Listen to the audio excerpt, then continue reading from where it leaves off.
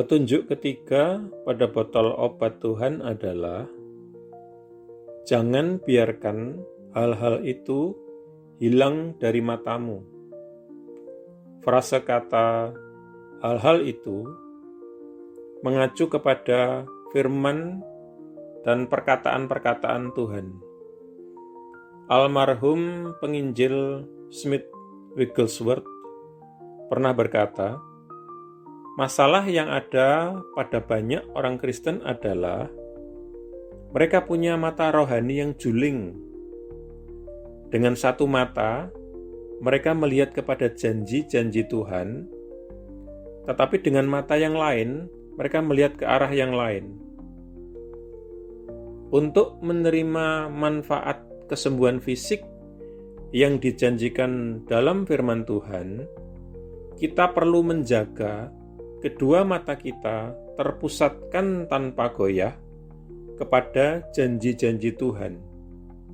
Satu kesalahan yang dilakukan banyak orang Kristen adalah berpaling dari janji-janji Tuhan kepada kasus orang Kristen lain yang gagal menerima kesembuhan. Ketika mereka melakukan hal ini, iman mereka goyah, dan mereka pun juga gagal menerima kesembuhan. Orang yang bimbang adalah seperti gelombang laut yang diombang-ambingkan kesana kemari oleh angin. Karena janganlah orang itu mengira bahwa dia akan menerima apapun dari Tuhan. Dia adalah orang yang mendua hati. Dalam teks aslinya dapat juga dipahami sebagai dua jiwa. Dia adalah orang yang mendua hati atau dua jiwa. Tidak stabil dalam segala jalan-jalannya. Tercatat dalam surat Yakobus pertama, ayat yang ke-6 dan ke-8. Ayat yang bermanfaat untuk diingat dalam situasi yang seperti ini adalah tercatat dalam Ulangan 29 ayat 29. Hal-hal yang rahasia adalah milik Yehova Elohim kita. Tetapi hal-hal yang disingkapkan adalah milik kita dan anak-anak kita untuk selama-lamanya, supaya kita melakukan seluruh perkataan-perkataan hukum ini. Alasan mengapa sebagian orang Kristen gagal menerima kesembuhan masih menjadi rahasia yang hanya diketahui oleh Tuhan dan tidak disingkapkan kepada manusia. Dan kita tidak perlu risau atau memikirkan dengan rahasia-rahasia yang seperti ini.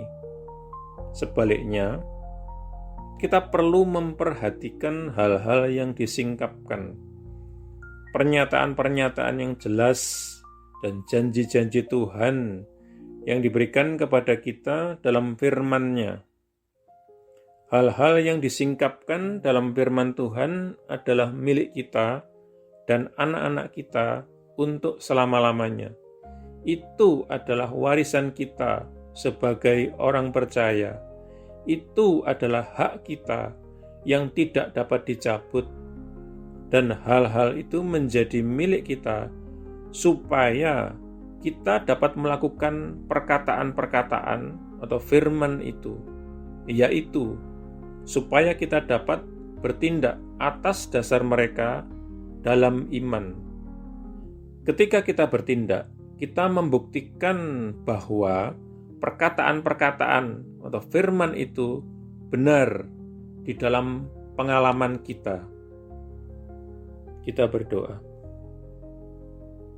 Tuhan, tolonglah aku untuk membenamkan diriku di dalam segala hal, melalui penglihatan, pendengaran, dan dengan segenap hati dan pikiranku, dengan firman-Mu yang ajaib dan menyembuhkan. Terima kasih atas kuasa ajaib dan menghidupkan yang ada di dalam firman-Mu.